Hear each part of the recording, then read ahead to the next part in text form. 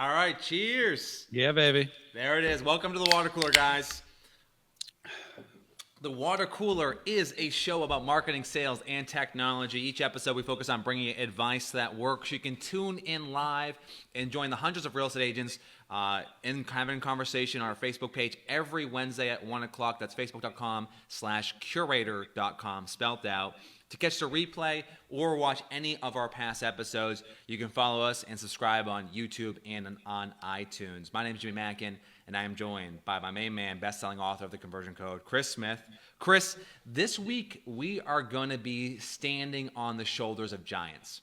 You know, brands are spending millions of dollars advertising to a huge audience during the Super Bowl to raise awareness that they exist. And you're going to take the lead in the show later on today to break down your favorite Facebook ads or your favorite ads during the Super Bowl. But I'm just trying to think about this because during the Super Bowl, I was drinking beer, I was eating wings, I was rooting on Tom Brady, and you were taking notes. Yeah, I was in my recliner, by the way. I've been having some back issues, and I was taking notes. I mean, I felt like a geek, but I was taking notes during the Super Bowl. And the way I approached it is very simple. We're going to call these the Water Cooler Awards. And the way that a commercial is going to get an award later is very simple. Did that commercial contain an idea or a tactic or an angle or a strategy that we or our audience can use? Yeah. You know, you're right. People spend billions of dollars. They need results. They're trying to turn those ad views into purchases. They're trying to turn that online campaign into, you know, something that gets buzz and goes viral. So, you know, the way that the companies are going to win a water cooler award was their advice for us. Can the agents watching, can the entrepreneurs watching, can they take a tactic from one of these commercials and immediately apply it to one of their campaigns? Now, one little caveat, not everybody does video, Jimmy. So when I was taking notes, I wasn't thinking how to use this tactic if you do a video. Yeah. Now, you can use all these tactics in videos. Obviously, they came from videos. But even if you're not doing video, if you don't feel like you could ever produce a commercial, you can deploy these ideas in a blog post, in an email, in a print campaign, on a phone call.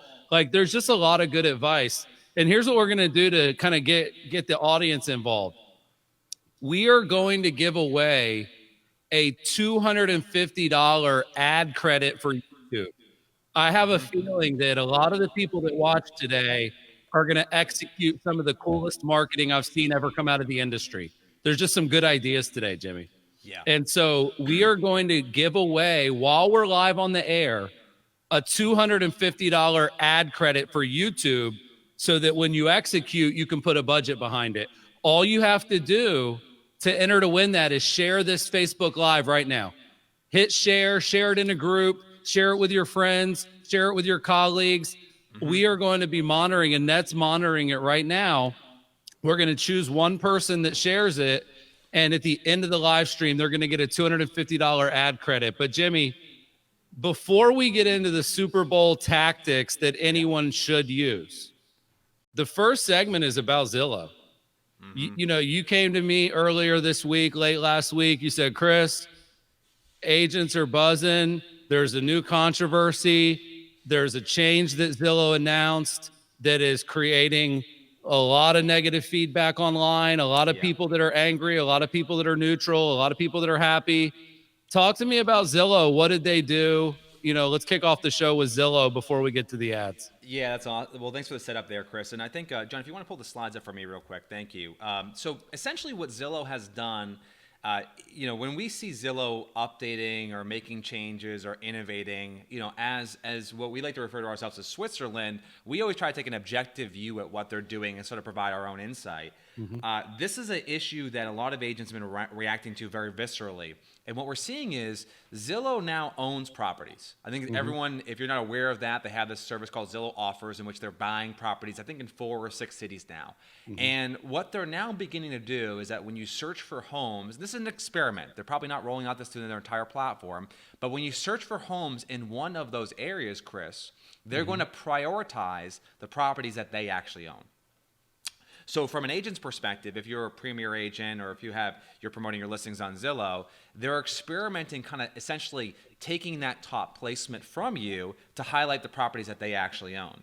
Now, why this is probably causing the reaction, we'll get into in a second here, but why this is causing such a visceral reaction is, we know, we've seen this, Chris, with different studies. If you look at the top search results on Google, the percentage of clicks that the number one, the number two, the number three get, it is the lion's share of activity. So I think that's part of the reason why we're seeing people feel like, you know what it actually reminds me of, Chris? This is not even, it wasn't even in our show notes.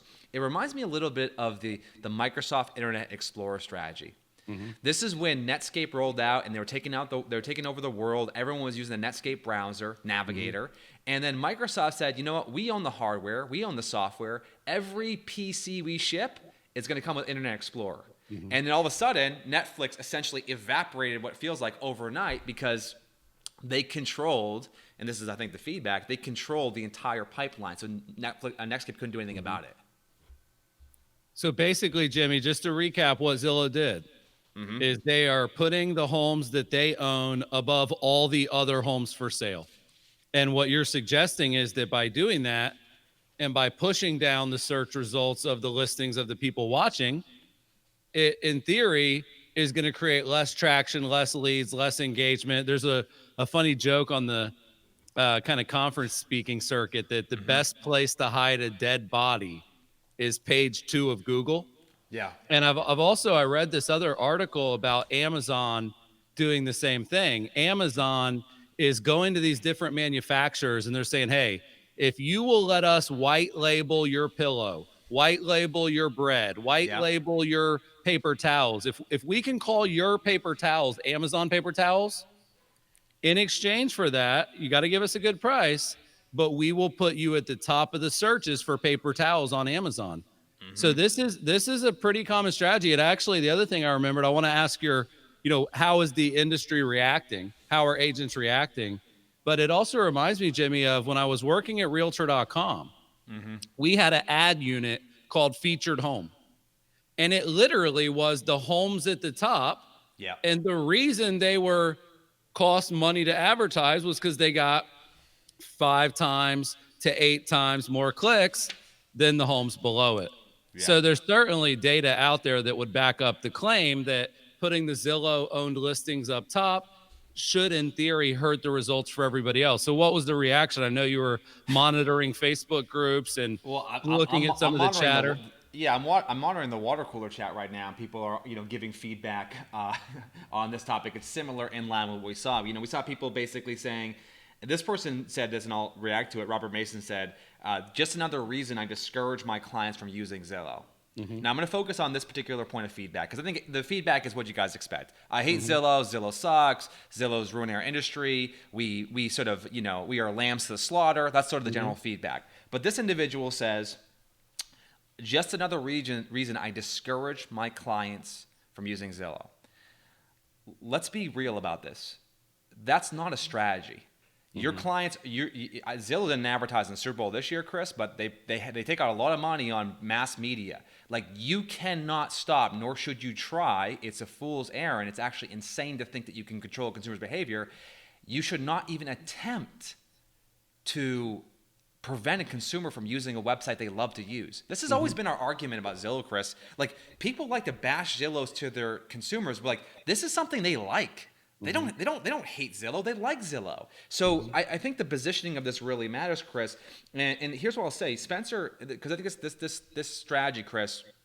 You share this article with me. It was really helpful. Spencer went on Mad Money with just the CEO of Zillow. Yeah. Their stock went down a little bit recently because of getting into this business, right? It's a little bit expensive. It doesn't have as good of margins as selling digital ads does, what they've done in the past. So what did the CEO of Zillow say about why they're doing this? Because I do think a lot of times you can get a lot of feedback from the visceral reaction of the agents, but Spencer is the guy running the company. He's supposed to kind of tell the truth, right?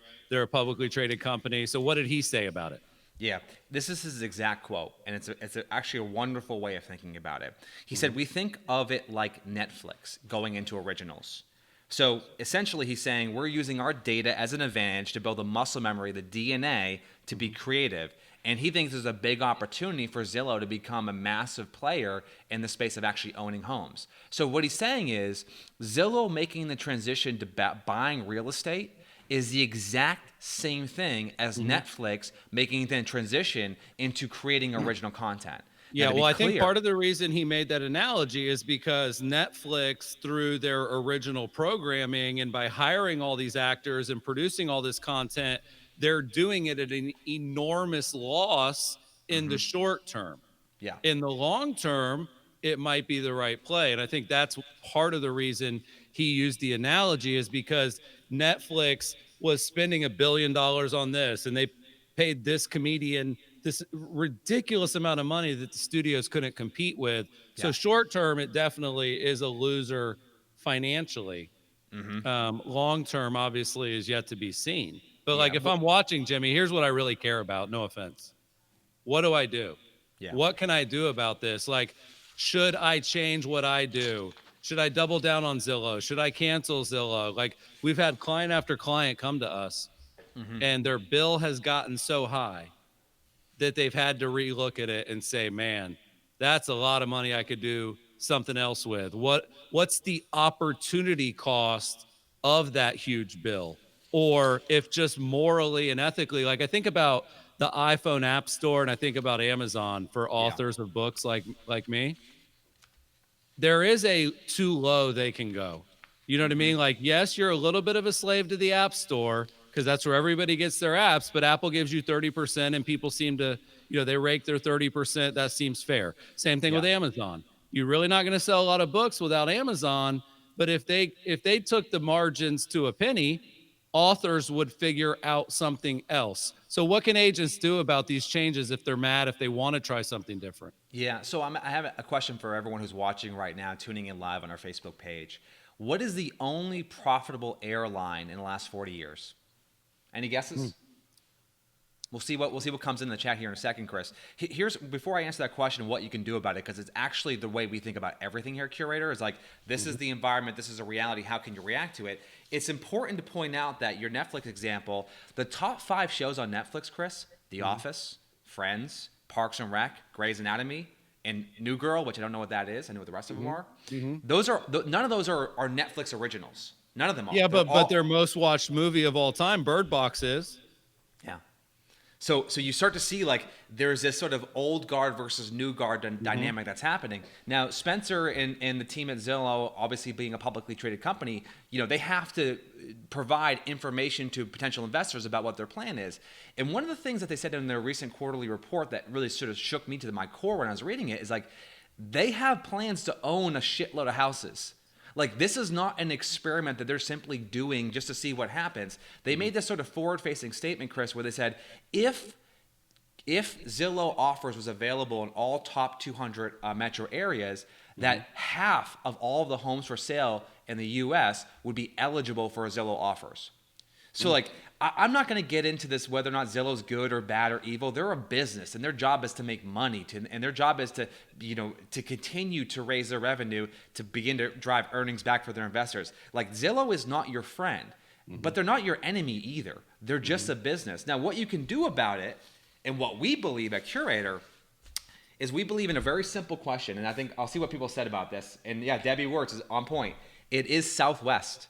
Southwest is the only profitable airline over the last 40 years. There's been some airlines who have been profitable at times, but Southwest is consistently profitable every single year, Chris. And here's the reality. You can only buy Southwest airline tickets on southwest.com. Travelocity, Expedia, Orbitz, Cheap Flights, Google Flights. I didn't even Google even sells flights. Booking, Kayak. You can't buy Southwest on any of these sites. And what's the takeaway here is that Southwest's brand is so strong. Their marketing is so on point. Their service really fulfills upon the customer's expectations. They don't need to use other services. And if you're willing to invest in your brand, invest in your marketing, invest in the customer experience, then you're not dependent on what Zillow needs to do to keep their shareholders happy. And if you're confused by that, you're missing a huge opportunity here, Chris. Yeah. Well, I think the thing that resonates with me is quite simply, if you're not going to do that, you got to do all these other things. You got to go to the consumer direct. You got to have a great web experience. You got to have great customer service. You got to do branding. You know what I mean? You got to tell the little jokes on the Yeah. intercom, which Yeah. I personally not a fan of, but I understand. Like, profit matters. That was my point. Like, if it no longer becomes profitable Yeah. to invest in Amazon or iTunes, developers and authors are going to be out. So, Jimmy, how would you sum this up? Like, what's the bottom line? How, you there was something we talked about this week that you said that really resonated with me, and I think it sums it all up. But how would you encapsulate this entire talk track? Well, I have two very simple takeaways. One is a quote from you, which I think everyone needs to hear, because you said this during Excellence a few years back. You said, all the people who use Zillow use Facebook more, use Instagram more, use YouTube more. So let's be clear about that. But the way I would describe it and the way I would sum this up, Chris, is Zillow is a tax you pay for being bad at marketing. Say that again, Jimmy. Say that one more time. Zillow is a tax you pay for being bad at marketing. So if you're unable to build your brand, you're unable to get great at marketing, you're unable to differentiate yourself in a crowded industry, you're going to have to pay a tax to compete or reach consumers. But as we talked about with Southwest, like you can go direct to consumers. Now the reality, Chris, is this. And the last thing, we'll go into the Super Bowl ads we have to cover in the winners.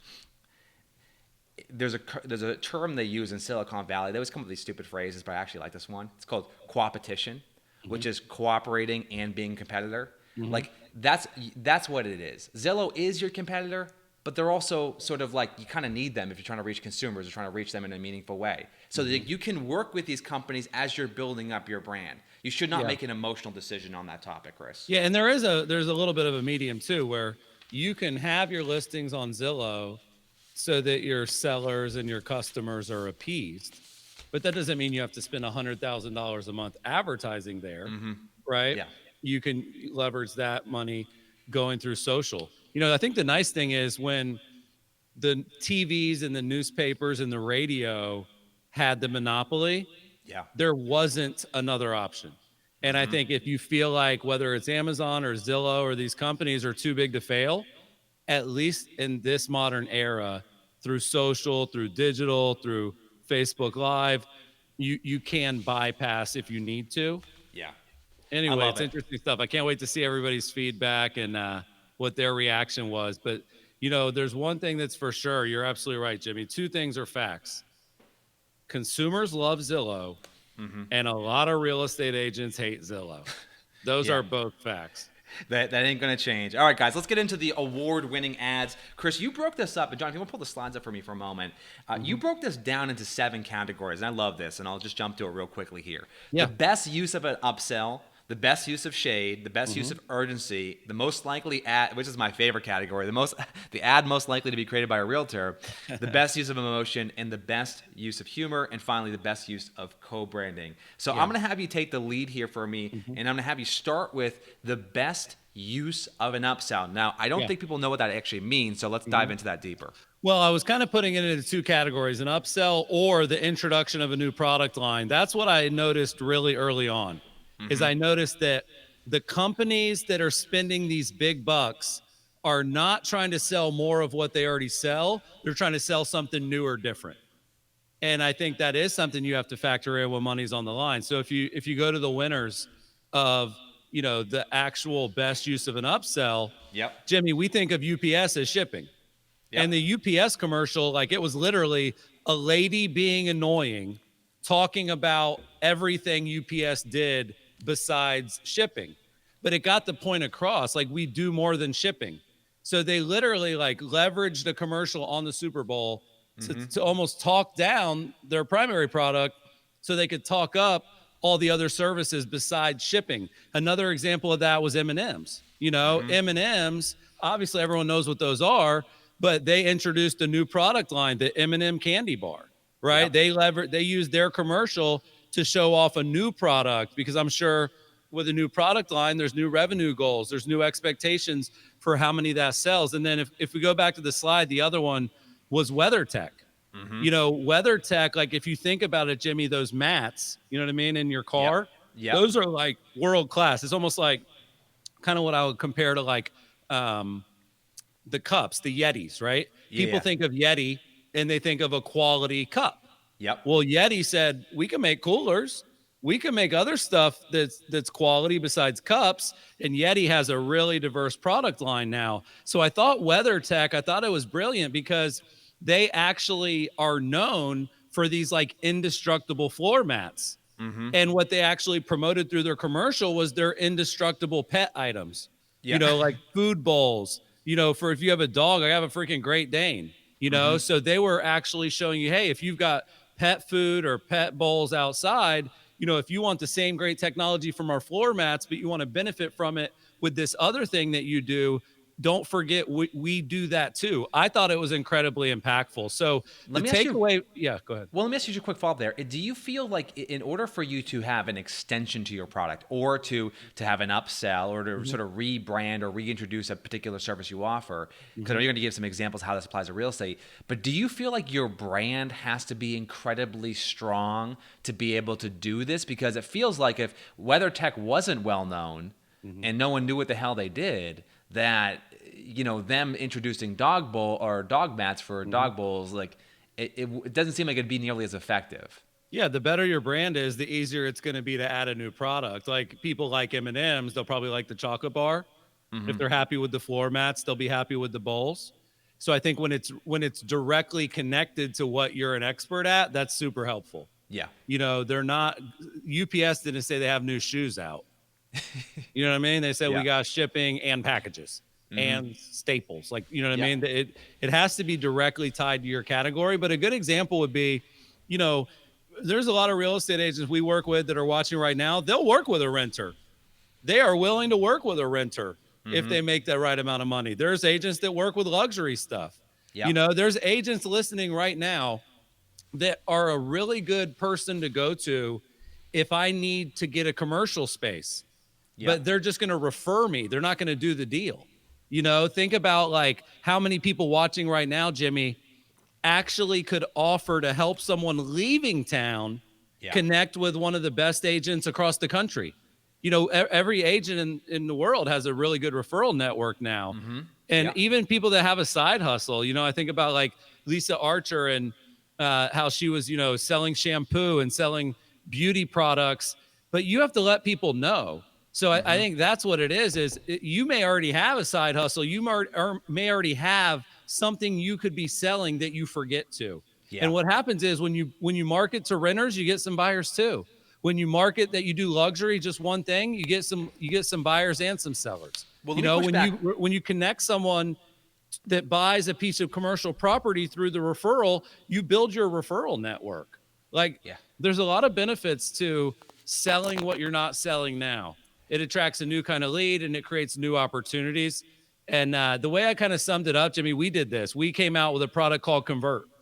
We built one of the coolest things I've ever seen in real estate. Obviously, I'm biased, but you can go to your website and you can put /convert at the end of any page or post or listing. Yeah. And when you do that, it'll show you everyone in your CRM that read that article. Okay. That's a micro feature of Curator because we do a lot more than just that. I love that you're showing it there on the screen. So like if I just wanted to figure out who is reading testimonials on my site, that was hard to do. But what we did from a marketing perspective is we spent, I think, 8 to 10 weeks, Jimmy. Yeah. We didn't talk about Curator. We didn't talk about our websites. We didn't talk about our email tools. We didn't talk about our Facebook ads. We talked about this one little thing of what we do. And I think that's another big opportunity is make something micro the macro focus of your marketing. Let me push back here for a second because I think if I'm listening right now, what I'm afraid of, Chris, is they're going to hear this advice and they're going to go out there and say, "Oh, by the way, Eric, I help renters, and oh, by the way, John, I do commercial, and oh, by the way, Chris, I'll help you relocate." Like, what is the balance between the core offering versus the extension? Is it like 80-20, 90-10, 95-5? Like, what do you like when you think about it? Like, how often should you be beating the drum of the core message versus sort of the auxiliary services that you might offer? Yeah, I would think of it maybe like as a percentage of the actual revenue and opportunities it brings you. Yeah. So, Okay. like, as an example, Convert, it's one of many things we do, but it's a big part of our system now. Mm-hmm. And so, if that took up a big part of our marketing for the year, that would be okay. But yeah, like if you don't make any money from renters and you don't really have connections to commercial people, like if the upside would be insignificant, you probably shouldn't deploy that tactic. The other thing is truth in marketing always matters. So, like, can you actually help the renter? Do Yeah. you actually sell the $1 million homes? Do you actually know the guy that actually does help people find great commercial properties? Like, if that's all true, use this tactic to your heart's content. As soon as any of that is a myth, your marketing won't work anyway. I think it's actually a brilliant way of looking at it, Chris, which is to say that, and just to recap this before we go on to the best use of shade, Mm-hmm. the way to think about this is if 80% of your revenue comes from, let's call it first-time home buyers, then Mm-hmm. 80% of your messaging and marketing and sales should relate to that. If Yep. 20% is renters, then the 20% of your marketing and sales and Or branding goes think of it towards. this way: what percent do you want it to be? You Yeah, know, if which you say, opportunity I has want to the make, I highest want growth? 10% of my income to come from luxury homes. Yeah, Well, then 10% of your marketing better damn near be about that. yeah. Or if we want to grow our rental division to be 30% of our business next year, well, there's your number, right? It's not an exact science, but it's a good place to start. Cool. All right. So best use of shade. I think you're the king of shade when it comes to online comments and Twitter and Instagram and Facebook. I think you like to keep it real. It's what people love about the show. It's what they love about you. I think that you're probably one of the few people who actually their real muscles in real life are as big as their social media muscles. I've had many of uncomfortable conversations with you in person with people that I think that many people are afraid to or drive away from, which is what I love about you. But let me ask you this. Shade is not something you can just simply throw on, throw through just a Twitter conversation. You can use it in advertising. So I want you to talk me through what companies used shade and how they should use it and how it applies to our industry. Sure. So shade, just for people that, not as up on the lingo, just kind of taking a shot at your competitor, Yep. kind of rolling your eyes at the competition, right? It's kind of a modern way to say, throwing mud at them a little bit, if you will, from back in the day. But there were two commercials, Jimmy, that threw shade. And I think the one that was super obvious was Bud Light. I mean, what they did by making fun of Miller Lite and Coors using corn syrup Yep. was probably the best tactic of the night. They basically took this thing that people are already kind of hearing is bad for you, Yep. that was already in the beer that they literally don't have. So they're not even marketing what they have. They're marketing what the competitor has that they don't. And in that case, obviously, just the general connotation of corn syrup is it has a negative connotation. It's too sweet. It's not good for you. That's kind of the way people think about corn syrup. So the Bud Light Shade Fest and the way that they deployed it, where they didn't say Miller Lite sucks, they didn't say Coors Light sucks. They stated a fact. They said that they use corn syrup. And that's just true. So, like, as an example, I'm going to give a couple tips in a second, but like, it is a true statement that a lot of real estate agents still use AOL. It is Yeah. it is a true statement that a lot of agents still want you to come down to the office to sign the paperwork. It's a true statement that a lot of real estate agents still look for fax machines when it's time to get a deal done. So like when it's just a true thing about the others, that's when I think it's really effective. It's like not even really shade. It was just true. And it was a clever angle. There was another one though, and this one was a little harder to identify, but Audi. Jimmy, can we say this on the air? You drive an Audi? Can we put that out Yeah. there? We Okay. pronounce it Audi, but yes, Audi. Okay. Audi. Audi. So how do you pronounce it? Audi. Audi. Okay. Yeah, So you Audi. drive an Audi. Yes. And Audi had a commercial about their electric cars. They put out a big stat. Hey, by this year, this percentage of our cars will do this. Yeah. On a total side note, that's a really good tactic, like Yeah. future casting. Hey, by 2022, we're going to be helping 500 families a year buy a house. Yeah. Like I like that technique just in general, but they threw a little bit of shade and they said, we believe there's still a lot of work to be done on Earth. Okay. On Earth. And if you think about, like, if you're getting into the electric car business, you're up against Tesla. And so the shade that they threw, which was so subtle, was Elon Musk is worried about Mars. We're worried about Main Street. Yeah. Elon Musk is trying to do these really noble futuristic things about space. But at the end of the day, we think there's work to be done here on Earth. I thought that was really smart shade. It was appropriate shade. Yeah. And it felt fair. And by the way, one way to know if you should send shade, do they send shade? Like, is Yeah. the brand hip? Is the brand like, so Elon Musk is like the king of shade on Twitter. Yeah, So I he thought is. it played really well. But like, the takeaway is, what are the problems people avoid by working with you? Yeah. So they use AOL and fax machines. We use iPhones and DocuSign. Or they need you to meet up at the office. We actually meet you where you want to be. And we don't even come. I remember signing for my first house at my cousin's softball game using DocuSign, so I think it's kind of marketing some things that are already true that are kind of Captain Obvious, but we forget to say them. Yeah, well, the thing that comes to mind when you say all that too is this idea that this is the subtle tactic, because there's the difference between, as you described perfectly, like Miller Lite sucks, we're better. That makes you look petty. It makes you look pathetic. It makes you look jealous. Like all the things you don't want your brand to be associated with. But the other side of that is that if you can pick out something that is universally hated and that your customers are annoyed by, or they have strong opinions about, then that's your sort of spearhead into this sort of shade angle. So people, I think generally speaking, unless you're in the Midwest and you're part of Big Corn, which they were tweeting back at Bud Light, throwing some big corn shade, like which no one cares about at that point, like people generally associate corn syrup with being unhealthy for you. So when you drink a beer, you don't want it to have corn syrup in it, and you're not really even trashing Miller Lite. You're saying like they're using it, and the consumer. I know. Now I'm looking at mine. Does this have corn syrup in it? Exactly. They've got people checking labels. I mean, I'm telling you, it may have been the ad of the night. I think a lot of people loved it. But here's a good analogy, and then also how you can use it as an agent. Yeah. So like, it's a universal truth, Jimmy, that a lot of people think realtors are overpaid. And so like a Captain Obvious statement from a real estate agent should be, you don't pay us.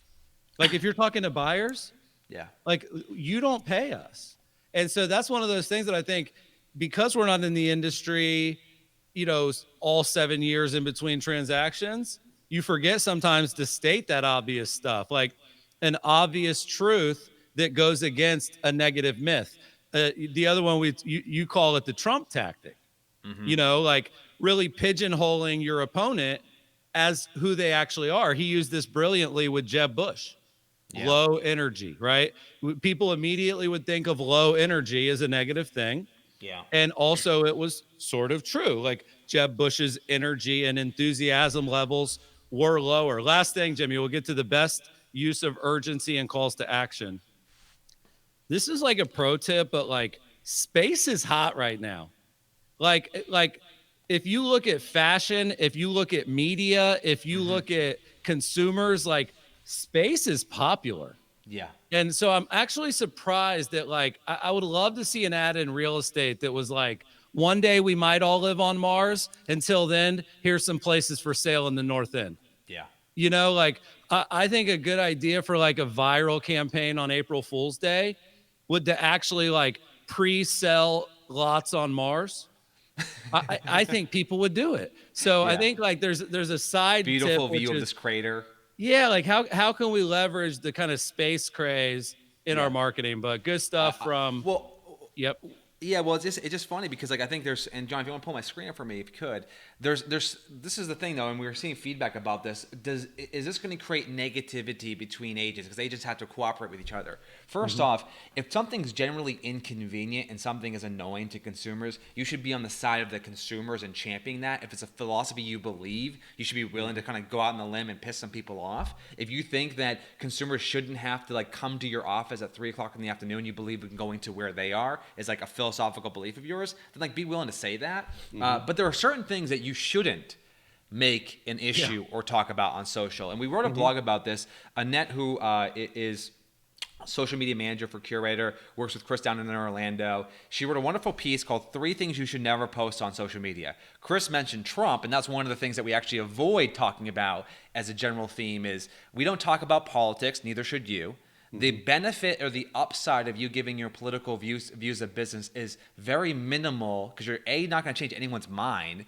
And even if you believe it, you're essentially going to immediately alienate half of your audience. True or not, right? If you're in Massachusetts and you mention Trump, you're going to alienate 95% of your audience. Yeah. So politics, right, is the first thing you should avoid. The second thing, Chris, is like pictures of food and complaints. Like we have a whole article on this, guys. I want you guys to check this out. We'll drop it in the chat for you. But if you're thinking about throwing shade, Chris, I think that the angle you provided is the right strategy.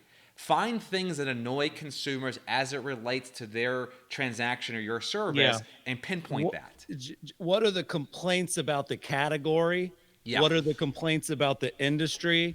What are the complaints about the people that do the job? Not Sally sucks. It's a big difference. But curator.com/blog, it's a great piece by Annette. You know, Jimmy, we've seen a lot of articles about what to post, and we really didn't see anybody going deep on what not to post. Yeah. But it's a great article. Everybody can check it out there. Let's get into the next commercial. Yeah, so this is one of the most important and yet at the exact same time, I think, improperly used marketing strategies, which is using urgency. Now, the way people have traditionally used urgency in real estate, Chris, is saying you have to buy now or you have to sell now or you're an idiot. And, you know, how many times can you play that card without like you basically being the boy that cried wolf? Yeah. Smart professional marketers know how to use urgency. So we have a category called best of urgency. You have a few companies that did it really well that you want to point out. Yeah, it's the best use of urgency. I mean, urgency and scarcity, like exclusivity and scarcity, are two of the most proven marketing tactics you could ever use. But this was kind of a combination between urgency and then a good call to action. Yeah. The one that won by far was the Amazon Prime original show, Hannah. So what they did, Jimmy, is they said, hey, you can watch episode 1, but it's only available for the next 24 hours. So they literally did like a coming soon ad where you had 24 hours to watch it. And then if not, you're going to be able to watch it in March when it comes out. And guess what I watched last night? You know what I'm saying? Like on Monday night, I should say, the night you could actually watch it. So that I thought was brilliant. And as Amazon competes with Netflix, you know, you think you're up against John down the street and he's a good realtor. Well, Amazon Prime, they're trying to come out with content that's good as Netflix. That's pretty daunting. So you've got to use these little tactics. I thought that was brilliant. The other one I thought that was really well done was Turkish Airlines, because they did a good job of building up the anticipation. They partnered with Ridley Scott. It looked like a full-blown film. I kind of wanted to see what happened afterwards. And that was the call to action to go back to the site. So a couple takeaways here for me, Jimmy. One is that videos can actually create urgency to watch more of a video. Okay. So a lot of times I feel like in real estate, what I've seen at least is people give away the whole film. Yeah. They don't use the trailer as a way to get people to the next place. Yeah. They just give away the whole video. So like as an example, imagine if I'm doing a listing video and I do this really cool walk around of the exterior of the home.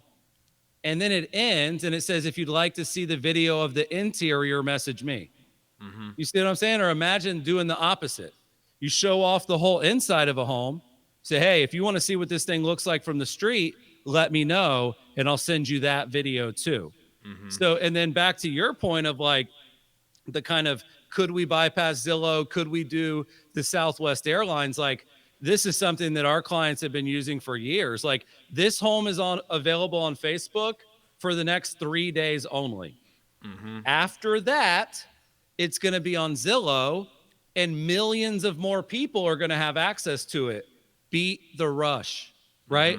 So I think that there's a direct correlation between you've got 24 hours to go watch this show and you've got 24 hours to get exclusive access to the information about this property for sale. I think there's a direct tie in there, Jimmy. Yeah, it is a fantastic strategy, Chris, and I think it's one of the most underutilized things that real estate agents can take advantage of. Is you have a listing, and I think right now at this point they're so focused on selling the property, creating a great experience, getting paid, and moving on to the next one. Makes sense, but like you can use your listings to create more listings, and that I'm going to repeat what you said there because I think it's just a killer strategy, and I'd love to everyone to begin to use this.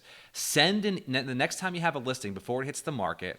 And I know there's rules. If you're in a certain area, you can't do coming soon. You can work around these in some instances. But the next time you have a listing, before you actually promote the listing on Facebook, send an email to your database that basically says, this home is about to go live in 24 hours. And it opens up saying, hey, because you're part of my network, I wanted to give you early access. We're going to promote this on Facebook. It's going to reach tens of thousands of people. Then after that, it's going to be on Zillow. It's going to have millions of people have access to it. Like, do you want to learn more about this property? And what's going to happen, Chris, it doesn't even matter if they're interested in that property. You're going to get people who are going to self-identify and qualify now. That's going to help you follow up more effectively with those individuals. It's well, a brilliant strategy, you just gave me a good idea, because what you could do is you could give it to your email list for 2 days, right? Which is about the amount of time it takes to get the emails out and to get the replies back. So you give exclusive access to learning more to your email list. You then give exclusive access to your Facebook audience. Yeah. And then you do what you normally would have done. Yeah. Yeah. And again, if you're like Steven's saying, we don't, Steven's shows saying we don't allow pocket listings, but Steven, like, even if it goes live, you can still use the angle, which is like, hey, it takes a while for these sites to update. You know, like you can get creative with it. This is a big point here, because every time we talk about this, a bunch of people say, well, we can't do it. Well, if you can't do it, don't do it. Like, if you're going to break a law, don't listen to the water cooler dudes. I mean, I don't know that we need to actually say that out loud, but I think that typically that's the first excuse. So then it means you have to think more creatively. So as an example, what if it's not an actual pocket listing? What if you take the exact angle and say, hey, there's homes coming on the market all the time that fit this description. The next time one happens to hit, would you mind if I reached out to you right away? So I think there's ways to kind of do it without doing it. But at the same time, like we said, don't break any rules. We are not lawyers. Yeah, so we're going to get into my favorite category here, ad most likely to created by a realtor. But we had a comment here, Chris, which is Ray Wright said, I watched Hannah during the Super Bowl, so you see this stuff actually works. And Ray, to fill you in, it was basically punt, punt, punt, punt, Tom Brady touchdown, Patriots win. That's basically what ended up happening. So yeah, definitely learn more from the commercials than the game. That's it. All right, so let's talk about the ad most likely to be created by a realtor. I'll pull this up for you guys. I'm want the slides here for a second. Yeah, you know, it's funny. I mean, I just picture, like, you know, you're a big company and you've got this big commercial and you've got this one shot to get it right. And I noticed this Hyundai commercial, and it really made me feel like it was created by a realtor. And what I mean by that is they used a lot of inside baseball lingo that regular people don't understand. So they had this big Hyundai commercial, and it was about seller assurance. Okay. It was like really making me feel good that I was going to get seller assurance, but it never actually said, here's what that is.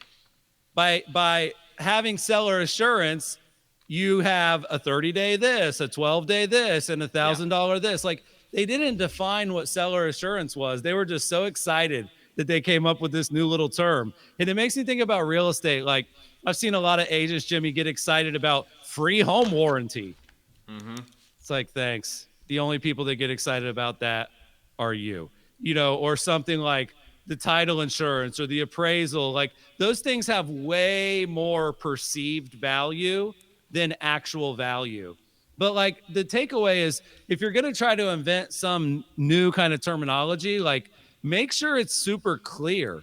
Like, just because something is easy to understand doesn't mean you shouldn't still explain it, right? So like, you have to dumb stuff down, especially when it's new. You know what I mean? So like, we build a tool, Jimmy, called Curator Brain. People never heard of it.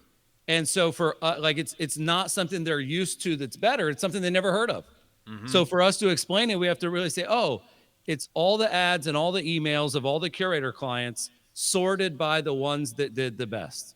Like, we have got to dumb it down. We can't just say, oh, curator brain rocks, which Yeah. is what I felt like Hyundai did. Oh, seller assurance. Like, a good example of this, if you go to Open Door, and you talked earlier about Zillow buying homes, Open Door's buying homes too. But Yeah. Open Door, if you go to their website, Jimmy, it says, get an offer on your home with the press of a button. Mm-hmm. So Open Door is trying to invent a new category. Yeah. They're trying to create something that's never been done, but they're not skipping past the fact that you still have to really explain it slowly for people that aren't married to the process. Yeah, what you're describing is the curse of knowledge, which is that when you're really close to a product or service, you tend to assume that people know what the hell you're talking about, and the reality is that most instances they don't. Yep. So you have to break it down. We actually have a recommendation for this. One of our favorite authors, I'll pull it up real quickly so you guys can see it. A guy by the name of Don Miller. Wrote a book called Story Brand. If you haven't checked this out, I want you guys to actually go to his website after the show, storybrand.com. He has a wonderful podcast you should also listen to. But Don talks about the importance, Chris, of understanding your consumers' problem. What problem you're really trying to solve for them. We actually had Don Miller speak and deliver a keynote at Curator Excellence.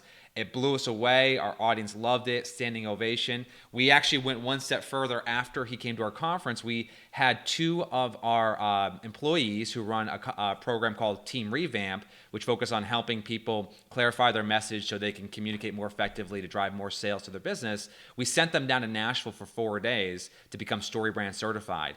And one of the things that they learned through that process, Chris, is that everybody struggles with this. Everybody wants to use lingo or language that's inside baseball, like seller assurance. But if you actually have a systematic approach to doing a deep dive and understanding exactly what your customers are struggling with, and I think the way to think about it here, Chris, and what our team at Curator Revamp does, is they help brands get in the mind of the consumer and in the conversation that's already happening. What are the parts of the conversation that the consumer's already having that's confusing them? And I'll just give you one example of this, Chris, because they build beautiful websites. And I'll pull this up real quickly for you here. They did the North Group as an example. Our girl Amy Youngren. And what's really interesting about it is that they find that when they're able to understand what the consumers want, they're then able to turn the corner and ensure what they represent on the website really speaks to the customer's needs. And that's going to be the focus for anybody who's coming up with any ad, any email, any campaign. You've got to get rid of the inside baseball, like you're saying, Chris, and you've got to figure out what language do people really use when they're thinking about buying or selling a home. Yeah, it's funny, is Don Miller, the way he sums all that up is very beautiful. If you confuse, you lose. Yeah. And I think that really is the way to say it. I was watching this speaker. He was a Gen Y speaker, now like a millennial speaker, if you will. Yeah. And he said, realtors basically say, do you have any referrals? Could you send me any referrals? And he's like, let me give you guys some breaking news. Like, here's how a millennial would actually rather hear that. Do you have any friends I can help? Mm-hmm. Like, and I know that seems really basic, but it's not. I remember my first couple weeks in the industry, FSBOs and MLS and farming and PMI and mortgages. Like, there's just a lot of confusing things about this industry. Let's get into the next one. We're going to get into building emotion. But Jimmy, where can people go to learn more about us helping them with their brand? Yeah, it's going to be Curator. We'll drop the link. It's curator.com/revamp. And I think if you're wondering if this is a good fit for your business, it's really simple. If you're spending thousands of dollars on marketing right now and you haven't stopped and slowed down to get your messaging right, we're a good fit. If you feel like your messaging is on point and your brand is really strong and it's working for you, great. Keep doing what you're doing. Keep executing the strategies we're talking about. But if you're spending money right now and you have never gone through a whole branding reprocess, if you will, like, great opportunity. Curator.com/revamp. Chris, let's get into the next one here. We have, and this is a link for you guys, the best use of emotion. Yeah. And the one that you have here, I didn't get this chance to see this. The one that you featured, Verizon, is actually my favorite out of the entire Super Bowl. It was the one that I actually rewatched. But talk to me about how we can use emotion in our advertising to get better results. Yeah, well, the two that stood out is definitely the Verizon first responders ad. But I also really enjoyed one of the Kia ads where they put the focus on the people that work at the plant 90 miles away from where the big game was happening. And I call these my, tear up moments of the night, when you kind of get your heartstrings pulled and you get a little tear in your eye. And what they said in that Kia ad that I thought was brilliant was they said, no, we aren't famous, but we are incredible. And Mm-hmm. it was just this kid that lives out in the country. And I think sometimes we look for the superstar to portray when the more relatable person is the common folk. Yeah. We always look to be Buddy King, the real estate king, and everything's so polished. But what you guys do as real estate agents and helping these families find their home, like, they may not be famous, but they're incredible. And you Mm-hmm. may not be famous, but you're incredible. And I think a lot of times we forget that. Now, the Verizon ad, I think we have to say, is potentially the ad of the night. Mm-hmm. I'm going to give you the reason it really got me, Jimmy, was not only was it really clever, not only was it a really smart partnership, between Verizon and the NFL, the domain. A lot of people might not have picked up on this. They used a custom domain, which makes the campaign very trackable, Yep. allourthanks.com. They didn't say go to verizon.com. They said go to allourthanks.com. But the way they incorporated the actual first responders, I mean, I don't know how you watch that and not tear up a little bit. Mm-hmm. It made it so real, but there are a lot of stories behind the story. That'll be my advice is talk about them. The other thing I thought about is, like, you might have to partner with Poignant. Like, when you think about Verizon, okay? Yeah. Verizon by nature, it's a tower. It's a service, right? Yeah. But the way they tied, like, they answer the calls, we just make sure the call works. Yeah. I feel like there's so much to that with real estate, right? Like, they get to live in the dream, we just sell it. Mm-hmm. Like, I just feel like there was so much to that. But at the same time, like, if you don't feel like what you do is as poignant as the military or first responders, number one, you're right, it's not.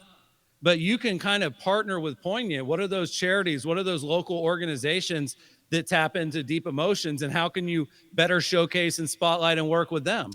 Like, one of the examples here, Jimmy, that I think in our industry that was well done was Zillow. And they Mm-hmm. took a little bit of heat for this, but they did a commercial with an Army soldier who was deployed Yeah. and who was looking for homes with his wife while he was away. He comes home, they buy the dream home. Like, man, that was powerful, man. I mean, Mm-hmm. and so I think it, just like anything else, whether it's throwing shade or whether it's creating urgency, like, there is definitely a way to do it wrong. And I Yeah. get a little bit nervous with this one that people would have like a nefarious purpose and not do it right. But let's be honest, Jimmy, when you do it right, Man, when it you tap works. into emotion and you use poignancy, it makes people love and admire and appreciate your brand more right away. I think it was the ad of the night. Love to hear people's thoughts in the Facebook chat. Yeah, I hope people love the ad. It reminds me of the one that was God is a Farmer, or God Made a Mm-hmm. Farmer, a Mm-hmm. couple years back, and people did the Mm-hmm. spoof on God Made a Realtor. We're going to go rapid fire here on the next two topics here: best use of humor and best use of co-branding. But I will say one thing here, Chris, since maybe the most important point you made this entire show is the use of stories to basically sell your services is going to be one of the big trends we want people to take advantage of. And in going back to what you said earlier about seller assurance is using inside baseball, when you sell real estate, you change people's life. It is the biggest decision they make, and it might feel like at times like it's just another day in the office for you. But we like to use this expression at Curator: don't get bored. What you do is important, and the work you do matters, and people ultimately this affects and shapes their entire life. So lean into that is the point, and do it in an authentic and real way. So Yeah, Jimmy, you aren't famous, but you are important. I think that was such a cool way to say it, and I think that there has been a push for, regular people are the backbone of the country. So that was probably pretty smart. They tapped into that too. They all right, also, without saying it, yeah, they said we build the cars here, right? They didn't have to say, hey, you might think that we're a Japanese brand, but we build the cars here. They didn't even have to go there, and it still made that connection. So I think Kia did a good job too. Last two, humor and co-branding. Jimmy, what did you like the Alexa commercial? I mean, I thought it was great. The dog barking, ordering food, the jacuzzi, bubbling up with the song, like trying to keep up with the song and spraying the girls in the face.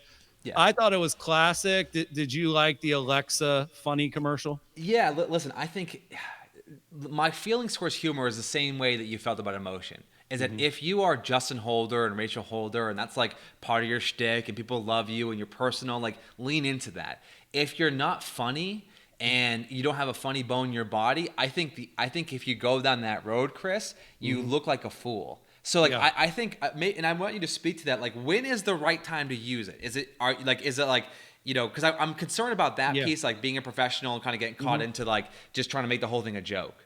Well, there's two parts here. Yeah. This isn't about humor. This is about self-deprecation. Okay. Yep. Good Okay. point. So what Alexa and Amazon did is they said, we're not perfect. We mess up a lot too. We have ideas that suck. We're not just this billion-dollar, money printing machine. We screw up. Yeah. And I think that when you're in an industry that portrays perfection, hint, hint, real estate, I think that this isn't just about being funny. This is about being honest. This is about understanding what your reputation with the market is and then addressing that in a clever and funny way. But I think you're right, Jimmy. I think you hit the nail on the head with my notes. There's not a lot of emotional marketing and there's not a lot of funny marketing. But I do think self-deprecating always plays well. And you just Yeah. play up the stereotypes. Like imagine like doing a video where it's like the realtor wakes up and it's like 10:30, and then they're out golfing with their buddies all day. Yeah. And it's like 3:30. And then they finally get home and eat dinner. And then at like 11 o'clock, they finally check their email and set a reminder to get back to the person the next morning. Yeah. Like there's a way to basically show all of that and say, we ain't that. You know what I Yeah. mean? That was my thing. I love that. But yeah, anyway, it's not just humor. It's sort of self-awareness and being real. Yeah, I love it. I think it's perfect. All right, so last one we have for the show today, Chris, and I'll let you take it to the house here. Yeah. Is the best use of co-brand. This is something you wrote about in your best-selling book, The Conversion Code. And the funny thing, I'll say one quick thing here that set you up for this, Chris. Just got translated into Turkish. Just throwing that out there. Like it's like Yeah, the so seventh or eighth country, but Turkey. Yeah, We're all in. now how many languages have you been translated into? It's 7 languages. 7 languages. That's amazing. I've been reading a bunch of sales book as of late. Just sharpening my skills, and every book I read, I have more and more appreciation for what you were able to accomplish with the conversion code. But in the conversion code, you talked about the importance of co-branding. So I want you to walk me through, what does it mean and how can we use it? Well, there are people that don't know you or don't like you that do like something else already. So as an example, Jimmy, I personally don't like Game of Thrones, but I do like Bud Light.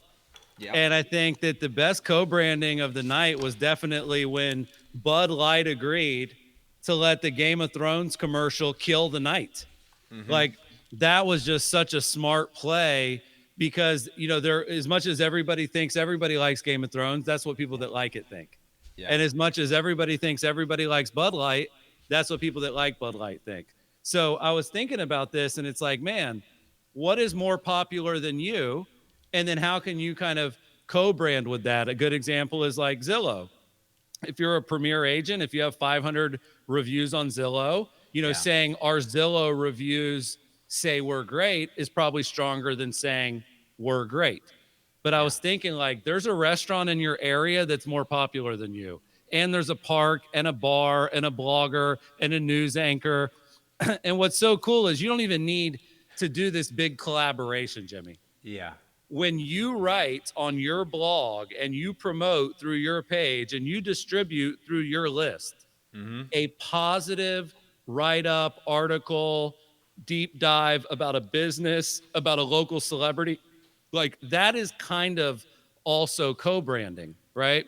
Like if a new Whole Foods is opening in town, like basically you doing a contest to win a gift card to Whole Foods, or Yeah. you writing up like exactly how long it takes to drive to Whole Foods from the most popular areas of Orlando. Like I think that can be big. But it's impossible not to reciprocate. So not only did the commercial play well, now you've got HBO and Bud Light tweeting it. You've Yeah, got pushing it. HBO and Bud Light Facebooking it, Instagramming it. And then you've got the people that love both of them also sharing it, right? So So like just there's real an quick for me. article about a restaurant that Mm, people would share that would never even read anything about you. And yeah. I just think it's a good tactic, man, putting your brand next to popular brands in a smart way. So you define co-branding as basically connecting with people and brands that are more popular than you to help basically raise awareness that you exist. Yeah. And like if you're like a local escape room, Yeah. if you're like a local like there's restaurants moving in and out of here all the time. Yeah. If I walked down the street and said, "Hey dude, I just wrote an article about your noodle shop. Mm-hmm. It's on our blog. I put it on our Facebook page and I emailed it to our list." Yeah, Do for you sure. think he might send me some business? Yeah. Do Yeah. you think he People. might Yeah. go immediately as soon as I walk out the door and go find it all and share it and like it? So it's a good play. And think about it, like even the Super Bowl, people could have co-branded, right? You could have did a say, "Hey, if you guess the score of the Super Bowl in a Yeah. comment, we'll give you a jersey of your favorite team." Yeah. Or if you're going to have a Super Bowl party, we'll pay for all the refreshments. You just have to go here, fill out this form, and we'll notify the winners tomorrow. And so, like, my last tip would be if you can kind of do these co branded contests or Yeah. giveaways, and of course, make sure they're legit and legal. Like, I don't think there's a better way to get accurate phone numbers than to do a contest. It's harder and harder to get people's phone numbers, but they're Mm-hmm. going to give you their phone number if they're waiting to win. I'll give you a last example here, Jimmy. Every year, Quicken Loans, they do a lot of great lead gen. Yeah. They do radio ads, TV ads, Super Bowl ads, radio commercials. But once a year, they partner with the PGA and they give away this like insanely exclusive experience with your favorite golfer. And they probably generate a couple 100,000 leads. Well, do you want Quicken to be able to call you when you find out you won? Mm-hmm. Then you probably have to put an accurate phone number. So Yeah. I also think like whether it's contesting or co-branding, I do think that's a good way to actually get phone numbers. Yeah. Last call here, Jimmy. I know we've got an interview up on the site. If you want to pull that slide up for me, I'll take it to the house. Yesterday, Sarah interviewed Veronica Figueroa. It was fire. And next month, we're interviewing Charles. And the interview with Charles is going to be great because the topic is why he's converting more leads than you. If you have been struggling with lead conversion, if you feel like that, the fortune's in the follow-up, but it ain't working for me, we're going to do a full-blown interview with Charles about exactly what he's doing. You can either watch the one we did yesterday with Veronica, or you can go register for the one we're going to do with Charles, curator.com/interview. Jimmy, I'm going to give away the contest. This is last call. Cheers, my man. Good show. Yeah, I hope cheers. everybody enjoyed it. I'll check out the live stream on the way to the airport. I'm heading to Boston to have dinner with Jimmy. So as you're pulling it up, Chris, I just Yep. realized something as you're talking about co-branding. I think you just described my entire marketing strategy. Connecting with someone who's more popular and more well-known than me. I think I'm co-branding with Chris Smith. That's it. Which is it's working. It's working for me. It works, guys. I'm living proof. All right, who won the contest, Chris? Yep, the winner, this is a $250 gift card for YouTube ads. I can't wait to see what you do with it. The winner is Brett Chance. Brett, all you have to do to get your gift card is email Jillian at curator.com. Jillian's our community manager. You're going to get a $250 gift card. Thanks to everyone that shared. The other thing, Jimmy, is we do air live weekly right here on the Curator Facebook page. So everybody watching can subscribe to get notifications about when we go live. But we also know people are busy. And Yep. so if you cannot tune in live, we put the full replay up on iTunes, Stitcher, whatever podcast player you're using. You can check out the water cooler on YouTube. If you want the video replay, You can watch, obviously, the Facebook Live in real time. We also have the audio version. And then if you want to get notified by email when we put out new tips, new advice, you can always just go to curator.com/blog. But thanks for tuning in, everybody. Cheers. Have a great week. Another fun water cooler. Thanks, Jimmy. Thanks, guys. See you next week.